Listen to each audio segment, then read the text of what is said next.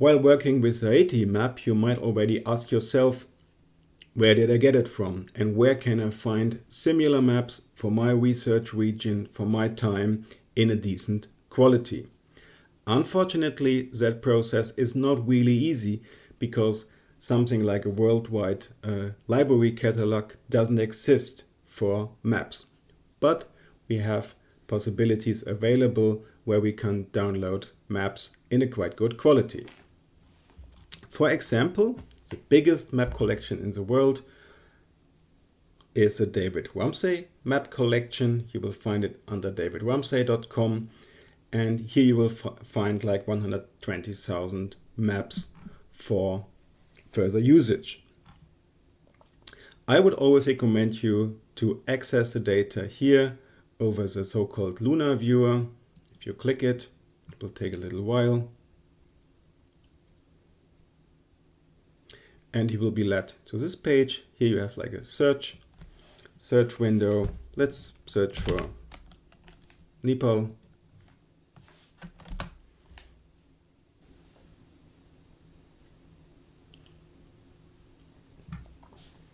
Now you can see the results. Unfortunately, the search runs over all fields. So for example, if you're looking for England or for France, you might find also maps from other parts in the world. Just the map was produced in France and it will be displayed then here in the list. So if you go for more, you will get more information. You will get all the years where the maps are from. And if you tick where Nepal, then you will just have access to the data from Nepal itself. You can click it. Then you can check the quality. Will also take a while to display it in a good quality.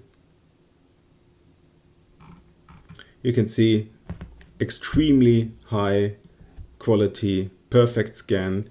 And now if you want to download it, you have to go to export and go for extra large. You never know what you're going to map the use for in the future, and you never know how sustainable the service will be. So always download the biggest available version. It's already compressed because it's just a JPEG and not a TIFF anymore. So the original dataset had an even higher quality, but these high quality JPEGs are a good compromise between quality and data size. Then you can download it. It will produce a zip file after some seconds, and then you can geo-reference it by yourself.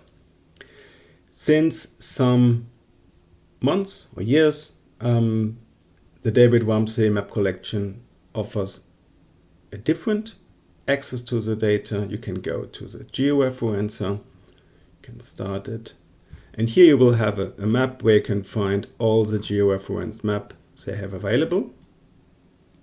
I will just click one. You see it's a map of Germany. You can zoom in. Again, very good quality, and it's already geo-referenced. So you don't need to do it by yourself. But the problem is, if you want to download it as a geo-referenced file, you need to sign in and you need to pay for it. That, in my opinion, is a quite big downside when it comes to the usage of the data. It might be useful if you definitely just need one map and you don't want to geo-reference it by yourself. You can buy it here without starting the process if you don't know how to do it. But in your case now, you know how to do it and you are interested in historical research combined with geo information. I always would recommend you to download the data as an image and geo-reference them by yourself, because this work is mainly done by volunteers and student workers, and the quality of the geo-referenced results is not always really good. And to geo-reference one of the images is a very complicated process, and it will definitely always lead to a loss of quality. So always go for the raw, ungeoreferenced image when you want to do it by yourself. The next possibility I want to show you is the top and the best possibility. And for example, I will show you the data provided by the surveying authorities of the state North Rhine-Westphalia, so where Bonn is located. And here you will find all the geodata, and they are actually available like OpenStreetMap is over a link. You also can download all the data if you want to, but in that case it's not really necessary. Here are the historical topographical maps. We'll go for the oldest one, which was produced in the beginning of the 19th century when the Rhineland was under French control. So the French authorities produced the first map. You just need to copy the link and go back to your QGIS interface. And here on the left side, you will have several buttons with a small green plus. And you go for this globe at WMS, WTMS layer. Be careful not to choose the lower ones, it's the upper one. And then you go to new. You give it a name.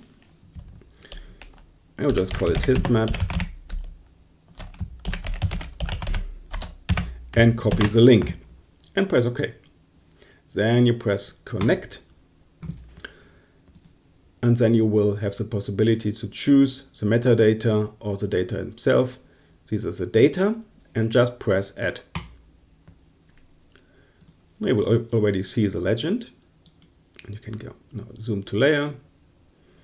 And we will go, let's say, to Cologne. Now it will take a little bit. And now you will have like an OpenStreetMap from the earliest 19th century. And that's of course extremely helpful when it comes to geographical research in the area, and it's all done by a single mouse click without the need to georeference these images all by yourself. And you can imagine now, after you have done your first georeferencing, how much work it is to do that for a whole region.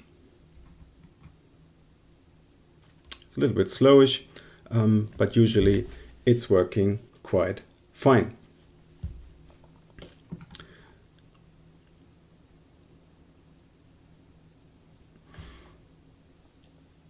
Unfortunately, those kind of services are not really widespread, and they are just available in, as far as I know, in some European countries.